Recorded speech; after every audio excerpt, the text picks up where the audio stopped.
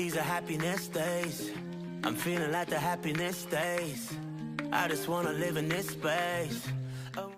I have been consistently trying to fly the flag for South Asians in music. And I'm still doing that 20 years later because I'm waiting for there to be some bigger changes. And I found it bizarre and in a way wrong that here we are as South Asians consuming music, hip hop, R&B, dance, whatever it was, but we weren't the stars. We weren't up there being the ones making the music and you know, we were the ones in the mosh pit. And for me, I wanted to see that change.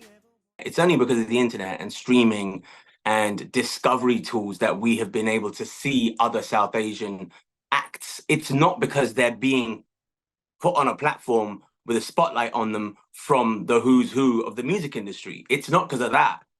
It's simply because we're discovering them through TikTok or, you know, other platforms. I think it's going to take a minute, and that's partly the reason why I set up this record company. 3 a.m. is simply, the whole purpose of it is to provide a platform where we can promote more inclusivity, we can promote diversity in the musical, in the music industry, because if they're not doing it, we have to do it ourselves. We have to take it upon ourselves to change that. Baby, are you down, down, down, down, down?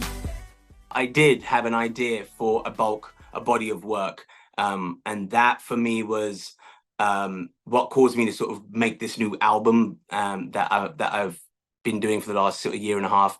I actually went over to India and spent a couple of months there to work with some of the younger talent out there. I'm talking about 20-year-old kids who grew up with the internet. So they not only had access to all the Indian culture and Indian music that comes naturally to them, they're also listening to Travis Scott and Drake and all this kind of stuff from the day they're born. So their whole musical vibe was so exciting for me, and that inspired me to go back into my sort of bit more into my R&B bag that I did before I came to America.